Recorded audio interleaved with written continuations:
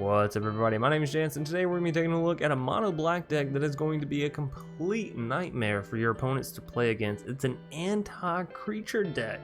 That's right, not anti-planeswalkers or anti-creatures. They will have none, this deck says.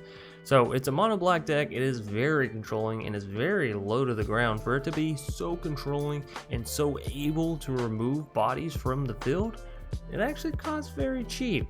So diving right into this is a Lurrus deck, and we do have some spicy Archfiend's Vessel off the bat, because what's spicier than a creature that you can swing in with, gain some life, sacrifice, and, you know, make other stuff happen with Priest. We'll get into that later.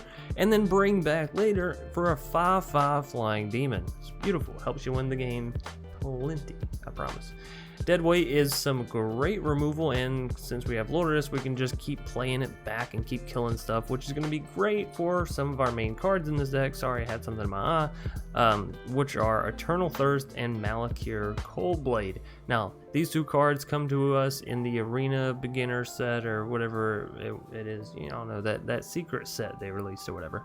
So, Malakir Cullblade, 2 mana 1/1. I know it's so weak, right? Psych. Whenever a creature an opponent control dies, put a +1/+1 counter on Malakir Cullblade.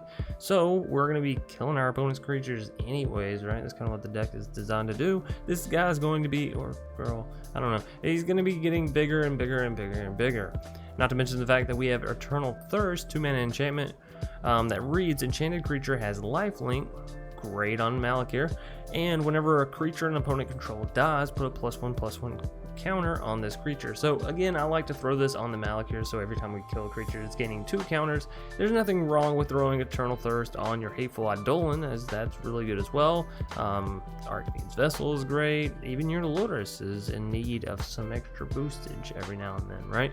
So these two cards are the main driving factor behind the motivation, you know, whatever, the reason why I built the deck.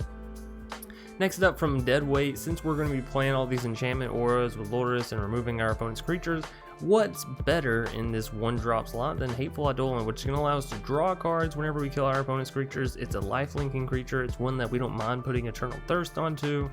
It's pretty much everything we dreamed of, right? Serrated Scorpion is going to deal damage to our opponent as well as gain its life, and it's a solid body down here in the lower end that we don't mind sacrificing out. Village Rites is going to give us some card draw at instant speed for 1 mana. I mean, what more do you want for a 1 mana card?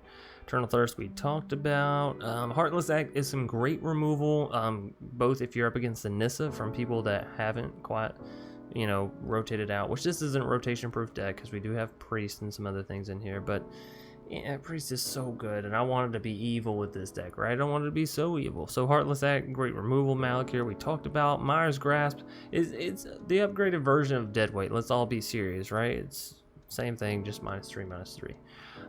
Priest of Forgotten Gods is really good and a crucial way to just clamp down on your opponent's creatures, right? You have all these lower creatures that you don't mind sacrificing. You have Lurrus to bring them back. It's really good. You have Village Rites to draw more. Priest is going to be drawing you more. Hateful Eidolon is going to be drawing you more.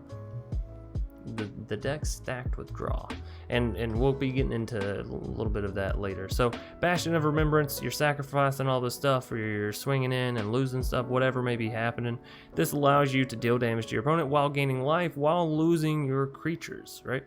Lurrus is going to allow you to bring all your creatures back, and it's a 3/2 with lifelink, so it's a solid body in and of itself. You don't need to play this as a companion, honestly. You can just go into your main deck, it's fine.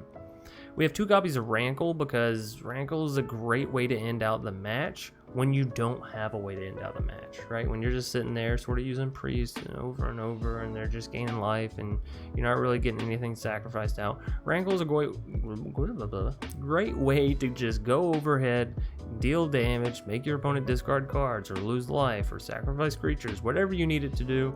It has flying haste for 4 mana. It's a wonderful, beautiful card. And of course we have 3 copies of Castle Locthwain. Now that's going to do it for the deck. On into the added on deck tech wrap up. I will figure out the name for it, right, as we go. Spark Harvest is going to be some great removal for planeswalkers and creatures, and since we have Yugans running around, you can never be too sure, right? And for the low cost of sacrificing 1 creature, it's extremely efficient. Legion's End is great if you're up against, like I said earlier, one of those decks that makes tons of tokens and gains life and yada yada yada. You just use Legion's End, you take care of all the tokens at once, or you take care of all the pride mates, or whatever it is that you're dealing with. Call of Death Dweller, if you want to play it, you can. If you don't have Lurrus, Call of Death Dweller is great in this deck. I'm not running it because I didn't want to get bogged down in this 3 mana drop slot, and well, Call of Death Dweller is 3 mana. I wanted to stick around here very, very low, make it very efficient, and try to play down a whole bunch of these little interactive 1 and 2 CMC cards, right? Drag to the Underworld is some great removal if you don't like going for the Mire's Grasp and the Deadweight and Lurrus. This can help you play the deck while also being very cheap, both in the fact that it's an uncommon and the fact that it gets reduced by the amount of devotion that you have, right? Revenge of Ravens, if you don't have Rankle and you're still looking for a decent 4-drop slot, Revenge of Ravens is really good. It kind of chops your opponents out from being able to attack. Not the fact that you're serrated and all that kind of stuff wasn't doing it already, but it also gains you life, which is really nice. And then last but not least, if you're looking for something a little bit more fun, we have Massacre Worm, because of course, killing all your opponent's stuff and dealing damage and all that cool stuff all in one is fantastic. Now, I didn't add it to this deck because, again, we were trying to stay low to the ground, but it's there if you want it, and it's rotation proof, so it kind of checks all the boxes, right? Anyways, all that being said and out of the way, we are going to go ahead and hop on into the matches. Remember to like, comment, and subscribe if you want to see more, and then click that bell icon, people, because YouTube loves it. I love it. Pat yourself on the back. It's a great, good deed, something like that. I don't know. I'm a terrible salesman. Anyways, on into the matches. Hoorah! Every day I'm gaunting. Gauntying? I don't know what you're trying to say. Hey, there's Malakir Cullblade, the one, the only, the special man of the hour. I don't know if it's a man or a woman or what, to be quite honest. But yeah, there he is, chilling like a true villain. I mean, look at that. That is straight villain status. Straight villainous. I really hate that I gotta do this, but we got a Heartless Act that a Johnny's Pride mate. No ifs, ands, buts about it.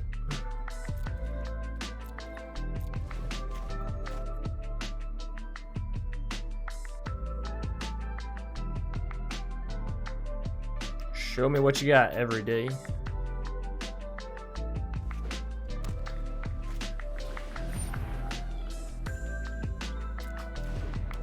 Now we just hope they don't have 1 mana. Oh, beautiful.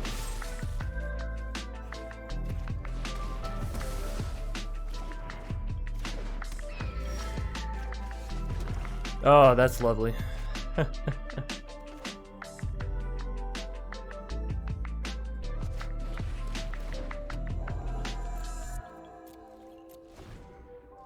Alright. Argument could be made to kill a Johnny's Pride mate before they untap with mana. Now they have the ability to... Wow. I was gonna say they have the ability to play an instant speed spell to really mess us up,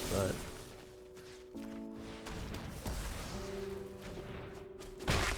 Malakir, you're missing all of these lovely things here. No real need to play our Lurrus quite yet. Priest is nice, but I gotta say I want the Malakir. This is like what I'm going for, right? Oh, fuck. I should have went with the Priest, I know. I just got to thinking about it, like having the Priest down is better because then she'll be able to proc sooner, and Malakir doesn't need to be unsummoning sickness to proc, so... I'm sorry. I'm sorry.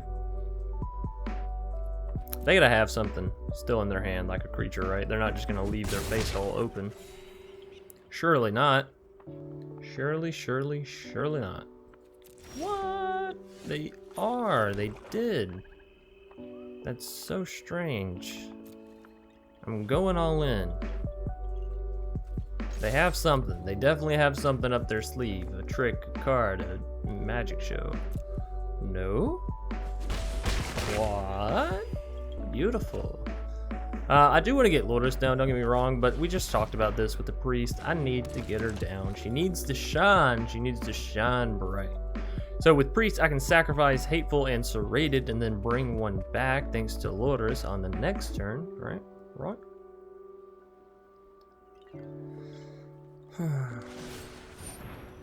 Do we let that happen or do we Village Rites it?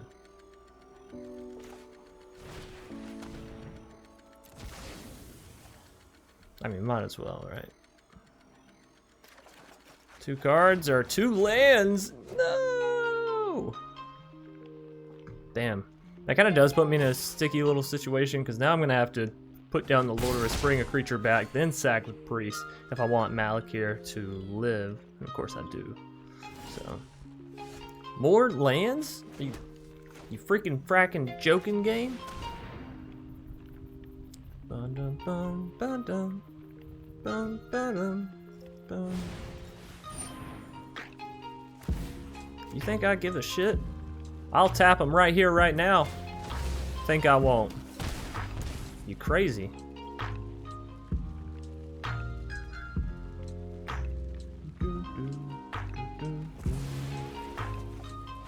Dead weight. Dead weight. This is beautiful. You know why this is beautiful? Because now Malakir can still buff up. Beautiful. It's like the opposite of an Ajani's Pride make, sorta. It's not whenever the opponent takes damage, but you get what I'm saying.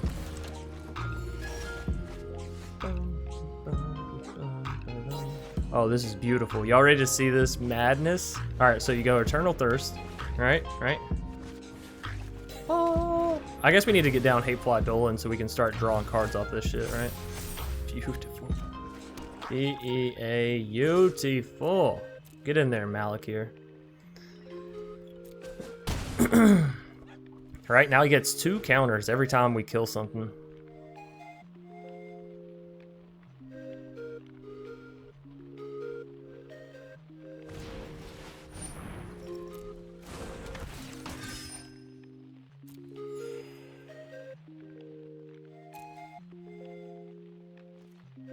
I need to get some water after this game as well. Y'all don't let me forget.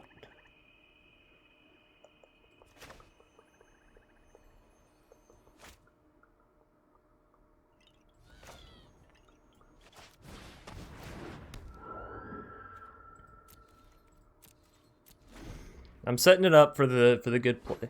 Setting it up for the good. The good one. Daxos. Daxos needs to relaxos. You know what I need? I need a little soundtrack like in the background. Just dun. Yeah, we'll let that happen. We'll let it happen.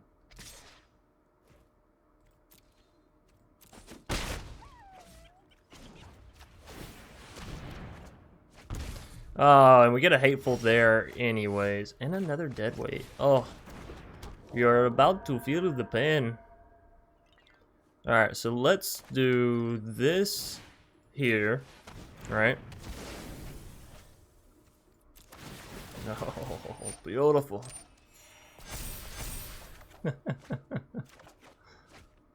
Okay, so we have another Lurrus. That means we can... We also have another Priest.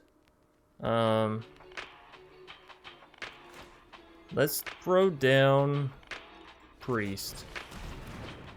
And I'm gonna here, submit, sack, submit.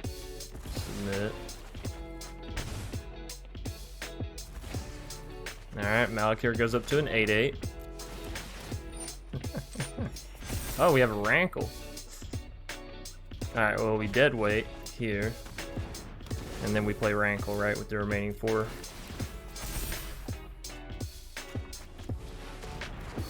And I believe that's GG. They concede or did we win? Not quite sure, but man, that was a hell of a game. Triceratops. Ooh, this guy's prehistoric. Or girl. Yeah, I mean, it looks like a nice little flow of plays. 1, 2, 3, 4. I declare thumb war. Haha.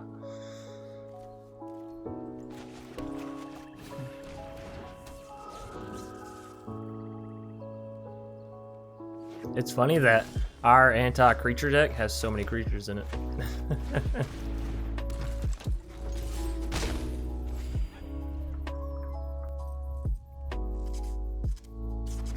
Now I'm assuming this deck might just maybe get a lot of instant scoops.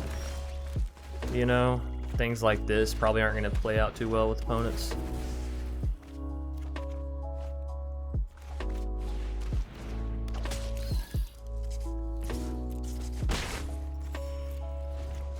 And I do feel bad for playing this deck in normal play, but yeah, beggars can't be choosers. I don't know. Maybe I'm a what's the word I'm looking for? Hypocrite. Maybe I'm just a hypocrite. Maybe I want to play my good fun decks in normal play and not let others play theirs. That sounds about right, but why we let them do that before I did this, I'll never know, but we did it. We got him. Probably should have waited for my turn to do that as well. Ah, well.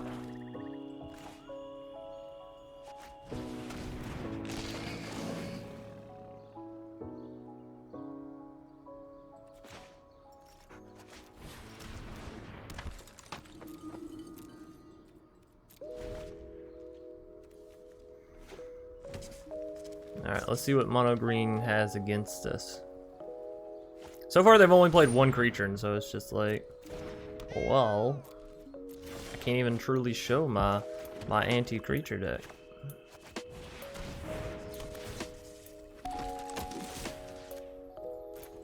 That's more like it, huh? And then we play the Arcfiend's Vessel back from the graveyard. Or we can just play Rankle. Now that we have two of them.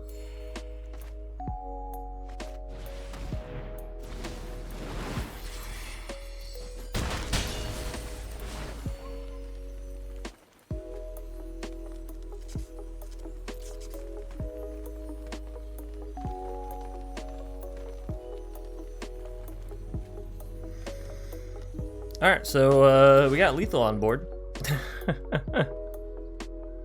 Who would have thought keeping your opponent's creatures off the board would just allow you to swing in and win, right?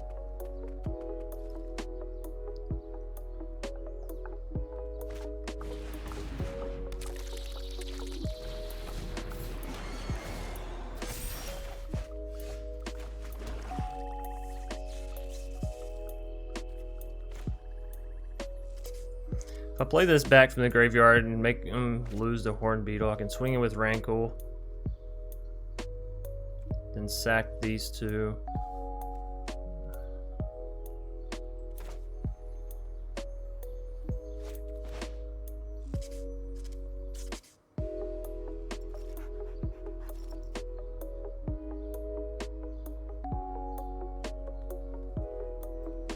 Alright, we got lethal.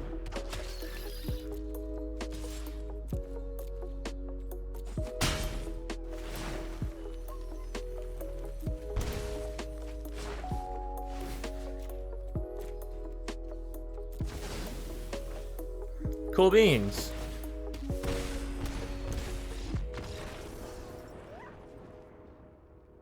Anti-creatures. Basically, random vector gonna be our next foe. Well, this seems like a good hand, right? Yeah, that's ridiculous. Teferi's Tutelage. Sign me the fuck down. As in, I don't want to see it. Is what I'm saying. I don't want to see that card. Alright, we are going to get the Hateful Eidolon down first before we get to the Deadweight. It sucks that they got to go first, because now it means that we don't really have an option here between getting down the Malakir and then dealing damage. Like, we absolutely have to get the Deadweight off, right? Because otherwise, both of their Night of the Ebon Legion is about to get boosted. So, it sucks, but it is what it is. We need a Mire's Grasp now because they're about to swing all in. Yup. I guess we could have blocked, right? We could block with Hateful and then went to the Lurrus. They didn't. What? That's crazy, actually. Ah, I see. Oh, that's beautiful. Do I want Malakir or Eternal Thirst? Well, I guess we want Malakir first, right? Eternal Thirst gives us lifelink, which we don't really need on Hateful Eidolon, so. Take the card draw, take the counter, boom, boom. And yeah, I'll take the life gain too. Don't mind if I do. Alright, so next turn we'll have 4 mana. That is a Rankle if we want it, which means we can make them sacrifice their veto if that's the only creature they still have. We'll have to hope. Hey, eyes off the Malakir, buddy. A Lurrus. Oh, shit. Alright, so Knight of the Ebon Legion. Yeah, definitely coming back. We can get down our Lurrus and kill their Lurrus.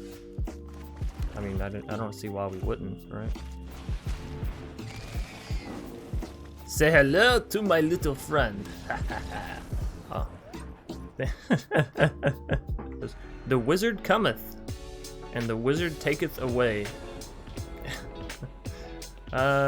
Sure. Sure.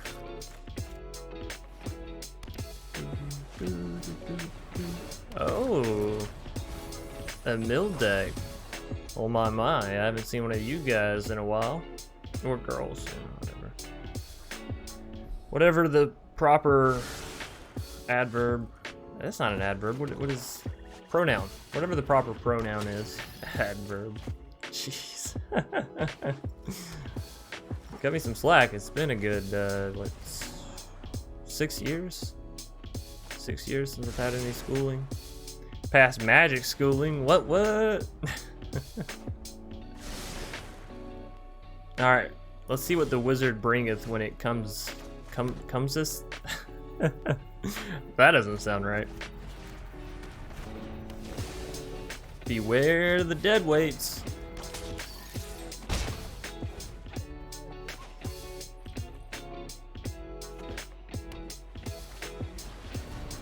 It is a mill deck. Interesting. It's a Teferi's Tutelage mill deck, and it looks like it's only mono blue, so really concerning, you know? Really concerning. So they're more than likely gonna have bounce spells, so I think flooding the board is actually better than trying to get down like Lurrus and that kind of stuff, so. Sometimes your English is worse than mine, and I'm my English is terrible. I'm telling y'all, my English it's garbage. I had to take speech classes as a kid, you know? They're sitting there. It was funny. It was me and this other kid, and we were both in the like advanced classes, right, in elementary school. Where they're like, "Oh, y'all are smart," but we were also both in the speech impediment classes, where it's like, "Y'all are smart, but you don't know how to fucking talk."